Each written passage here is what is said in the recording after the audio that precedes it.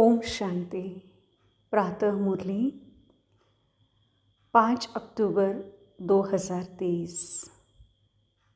बाबा कहते, मीठे बच्चे, बाप से सर्व संबंध रखो तो बंधन खलास हो जाएंगे। माया बंधन में बांधती है और बाप बंधनों से मुक्त कर देते हैं। प्रश्न, निर्बंधन किसे कहा जाता है? निर्बंधन बनने का उपाय क्या है? उत्तर, निर्बंधन अर्थात अशरीरी, देह सहित देह का कोई भी संबंध बुद्धि को अपनी तरफ न खींचे। देह अभिमान में ही बंधन है। देही अभिमानी बनो तो सब बंधन समाप्त हो जाएंगे। जीते जी मर जाना ही निर्बंधन बनना है। बुद्धि में रहे, अब अंत का समय है, नाटक पूरा हुआ, हम बाप के पास जाते हैं तो निर्बंधन बन जाएंगे। गीत, जिसका साथी हो भगवान, उसको क्या रोकेगा आंधी और तूफान। ओम शांति।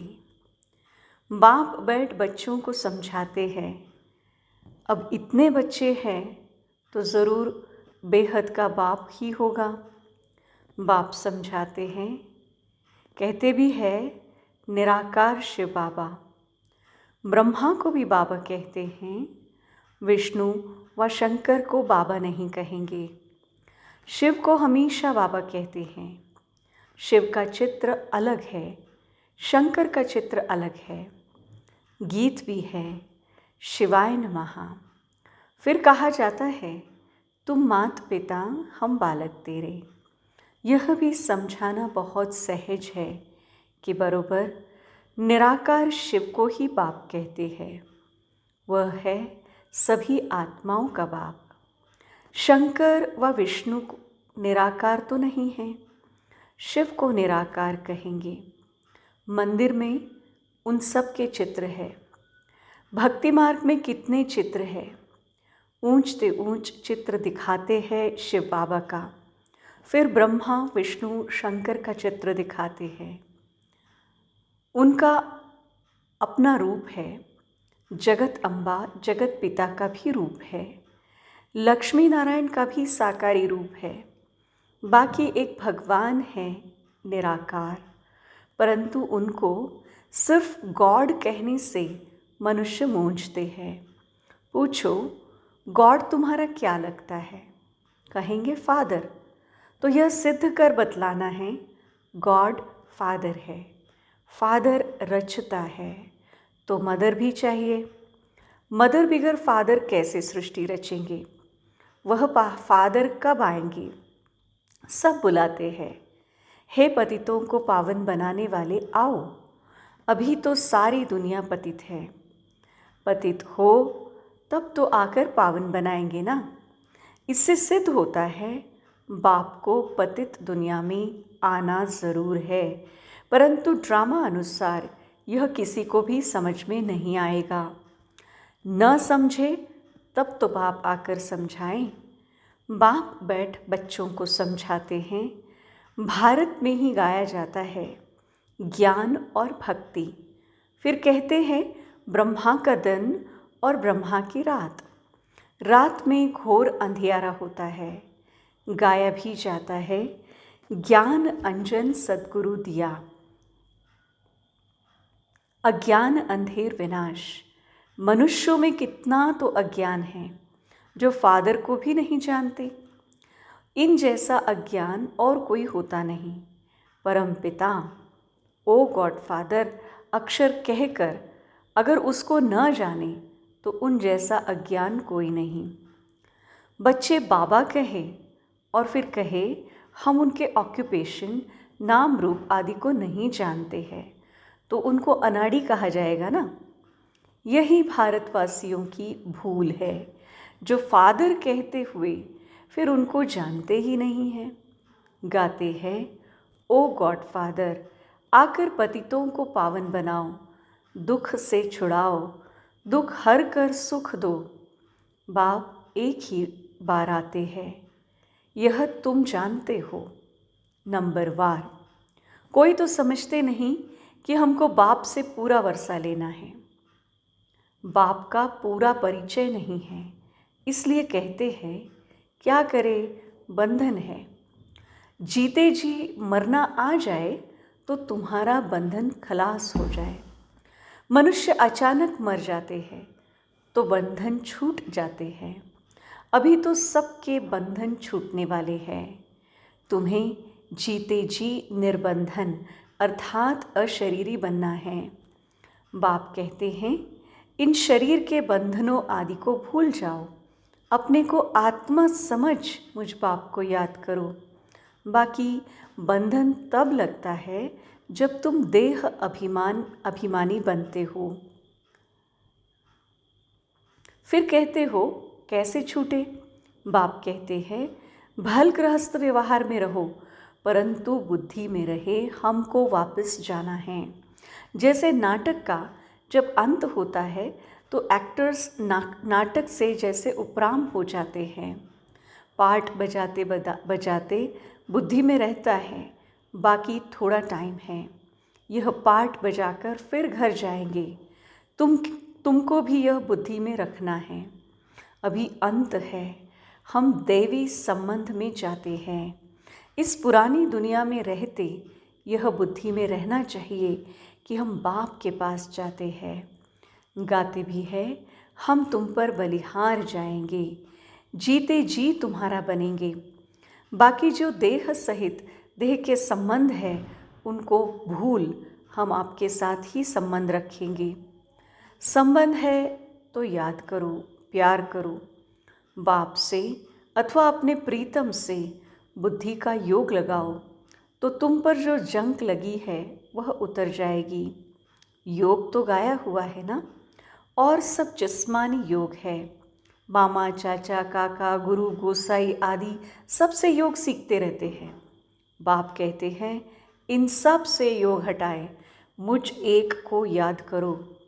योग मुझ एक के साथ लगाओ, फिर देह अभिमान में नहीं आओ। देह से कर्म करते हुए भी यह निश्चय करो कि हम पाठ बजा रहे हैं। इस पुरानी दुनिया का अब अंत है, अभी हमको वापस जाना है। देह सहित देह के सब संबंधों से उपराम होना है। ऐसे ऐसे अपने साथ बातें करनी हैं। अब तो बाप के पास जाना है। किसी को स्त्री का बंधन है, किसी को पति का बंधन है, किसी को कोई बंधन है, कोई ना कोई बंधन है। बाबा तो युक्तियाँ बहुत बतलाते हैं। बोल दो हमको पवित्र बन, भारत को पवित्र ज़रूर बनाना है। हम पवित्र बन तन मन धन से सेवा करते हैं, परंतु पहले नष्टो मोहा चाहिए। मोह नष्ट हो तो गवर्नमेंट को चिट्ठी लिखो, तो वह भी तुमको सहयोग देंगे। भगवान उवाच, काम महाशत्रु है, हम उन पर जीत पाकर पवित्र रहना चाहते हैं। बाप का फरमान है पवित्र बनो तो स्वर्ग के मालिक बनोगे। हमको विनाश और स्थापना का साक्षात्कार हुआ है। अभी पवित्र बनने में हमको यह विघ्न डालते हैं, मारते हैं।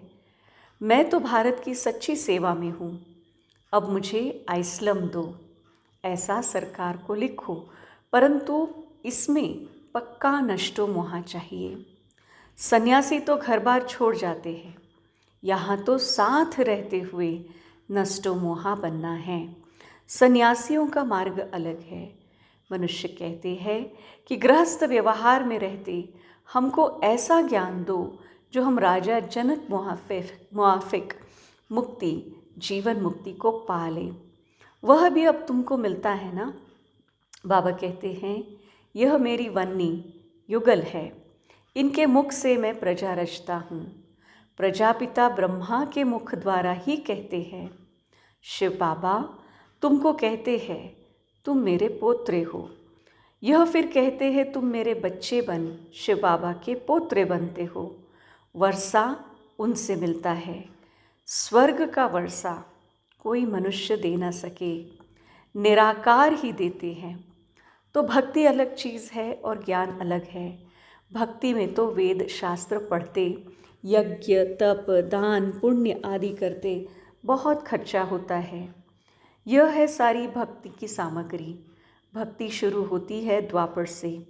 देवी देवता जब वाम वर्ग में हैं, आकर पतित बनते हैं, तो फिर देवी देवता नाम कहला न सके, क्योंकि देवताएं तो संपूर्ण निर्विकारी थे। वाम मार्ग में जाने से विकारी बन जाते हैं, तो कहेंगे देवता धर्म वाले वाम मार्ग में जाकर पतित बने हैं। पतित को देवता कह नहीं सकते, इसलिए फिर हिंदू नाम रखा है। वेदों शास्त्रों में आर्य नाम रख दिया है। आर्य नाम इस भारत खंड के लिए है। अभी यह अक्षर आया कहाँ से? सतयुग में तो आर्य अक्षर है नहीं। कहते भी है क्राइस्ट से 3000 वर्ष पहले भारत में देवी देवता बड़े समझदार थे। फिर वही देवता जब द्वापर में विकारी बनते हैं तो अन आर्य कहा जाता है। एक ने आर्य कहा तो बस नाम चल पड़ता है।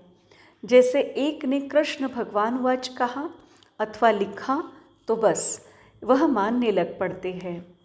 गाते भल है शिवाय नमः, तुम मात पिता हम बालक तेरे, परंतु यह कैसे मात पिता बनते हैं, कब रचना रचते हैं, यह नहीं जानते।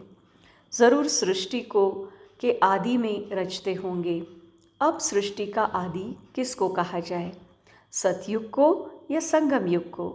सतयुग में तो बाप आते नहीं। सतयुग आदि में तो आते ही है लक्ष्मी और नारायण। उन्हों को सतयुग का मालिक किसने बनाया? कलयुग में भी नहीं आते हैं। यह है कल्प का संगम युग। बाप कहते हैं मैं हर कल्प के संगम युगे आता हूँ, जबकि सब आत्माएं पतित बन जाती है अथवा सृष्टि पुरानी हो जाती है। ड्रामा का चक्र पूरा हो तब तो बाप आएंगे ना। तुम बच्चों में बड़ी होशियारी चाहिए, धारणा चाहिए। अब कॉन्फ्रेंस करते हैं कि वेद पढ़ने से फ़ायदा क्या होता है। वेद पढ़ना चाहिए तो क्यों? फैसला कुछ भी नहीं कर सकेंगे। फिर वही कॉन्फ्रेंस दूसरे वर्ष भी करेंगे। फैसला करने बैठते हैं परंतु होता कुछ भी नहीं है। विनाश की तैयारियां भी होती रहती है, बॉम्ब्स बनाते रहते हैं। अभी तो है ही कलयुग। यह बातें तुम बच्चे ही जानते हो। तुम्हारी बातें ही निराली है। तुम जानते हो मनुष्य को गति सद्गति दे न सके। गाते भी है पतित पावन, तो अपने को पतित क्यों नहीं समझते? यह है पतित दुनिया, विषय सागर। सब थोड़ी ही खिवैया बन सकते हैं। अभी तुम बच्चों में वह ताकत आई नहीं है जो पूरा समझ सको। अभी तुम इतना होशियार नहीं बने हो। योग भी नहीं है। अब तक छोटे बच्चे मुआफिक रोते रहते हैं, माया के तूफान में ठहर नहीं सकते हैं। देह अभिमान बहुत है, देही अभिमानी बनते ही नहीं है। बाबा तो बार बार कहते हैं अपने को आत्मा समझो, अभी हमको वापस जाना है। सभी एक्टर्स जो अपना अपना पार्ट बजाते हैं, सब शरीर छोड़कर वापस घर जाएंगे। तुम साक्षी होकर देखो, देहधारी संबंधों में देह में मोह क्यों रखते हो? विदेही बनते ही नहीं हो, फिर विकर्म विराश नहीं होते हैं। बाप को याद करते रहे तो खुशी का पारा चढ़े। हमको शिव बाबा पढ़ाते हैं, फिर हम देवी देवता बनेंगे तो अपार खुशी होनी चाहिए ना। तुम जानते हो भारतवासी जब सुख में थे तो बाकी सब दुनिया निर्वाण धाम शांति धाम में थे। अभी तो कितने करोड़ों मनुष्य हैं। अभी तुम पुरुषार्थ कर रहे हो जीवन मुक्ति पाने का, बाकी सब वापस चले जाएंगे। पुरानी दुनिया बदल नई दुनिया बनती है। नया तो बाप ही बनाएगा। सैपलिंग लग रही है, यह है दैवी फूलों का सैपलिंग।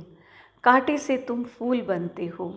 बगीचा पूरा तैयार हो जाएगा तो यह कांटों का जंगल खत्म हो जाएगा। इसको आग लगनी ही है। फिर हम फूलों के बगीचे में चले जाएंगे। क्यों न मम्मा बाबा को फॉलो करें। गाया हुआ है, फॉलो फादर मदर। जानते हो, हम मम्मा बाबा लक्ष्मी नारायण बनेंगे। इन्होंने ही 84 जन्म बिताए हैं। तुम्हारा भी ऐसे ही है। इनका मुख्य पाठ है। लिखा भी जाता है, बाप आकर सूर्यवंशी चंद्रवंशी स्वराज्य फिर से स्थापन करने हैं। कितना समझाया जाता है तो भी देह अभिमान टूटता नहीं है। मेरा पति, मेरा बच्चा, अरे यह तो पुरानी दुनिया के पुराने संबंध है ना। मेरा तो एक शिव बाबा, दूसरा न कोई। सभी देहधारियों से ममत्व मिट जाना बड़ा मुश्किल होता है। बाप समझ जाते हैं, इनका ममत्व मिटना मुश्किल दिखता है। शक्ल ही ऐसे है, देखने में आती है। कुमारियाँ अच्छी मददगार बनती हैं। अच्छा, मीठे मीठे सिकी लधे बच्चों प्रति माता पिता बाप दादा का याद प्यार और गुड मॉर्निंग। रूहानी बाप की रूहानी बच्चों को नमस्ते। हम रूहानी बच्चों की रूहानी माता पिता बाप दादा को याद प्यार गुड मॉर्निंग और नमस्ते। धारणा के लिए मुख्य सार, देह सहित सबसे मोह निकाल विदेही बनने का पुरुषार्थ करना है। हर एक्टर का पार्ट साक्षी हो देखना है, बंधन मुक्त बनना है। दूसरी पॉइंट, इस पुरानी दुनिया से उपराम होना है। अपने आप से बातें करनी है कि हमें तो अब वापस जाना है। अब पुरानी दुनिया के अंत का समय है। हमारा पाठ अब पूरा होता है। वरदान, सर्व खजानों की संपन्नता द्वारा संपूर्णता का अनुभव करने वाले प्राप्ति स्वरूप भव। सर्व खजानों की संपन्नता द्वारा संपूर्णता का अनुभव करने वाले प्राप्ति स्वरूप भव। जैसे चंद्रमा जब संपन्न होता है तो संपन्नता उसके संपूर्णता की निशानी होती है।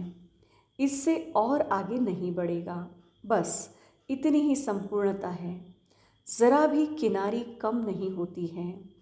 ऐसे आप बच्चे जब ज्ञान, योग, धारणा और सेवा अर्थात सभी खजानों से संपन्न होते हो तो इस संपन्नता को ही संपूर्णता कहा जाता है। ऐसी संपन्न आत्माएं प्राप्ति स्वरूप होने के कारण स्थिति में भी सदा समीप रहती है। स्लोगन, दिव्य बुद्धि द्वारा सर्व सिद्धियों को प्राप्त करना ही सिद्धि स्वरूप बनना है।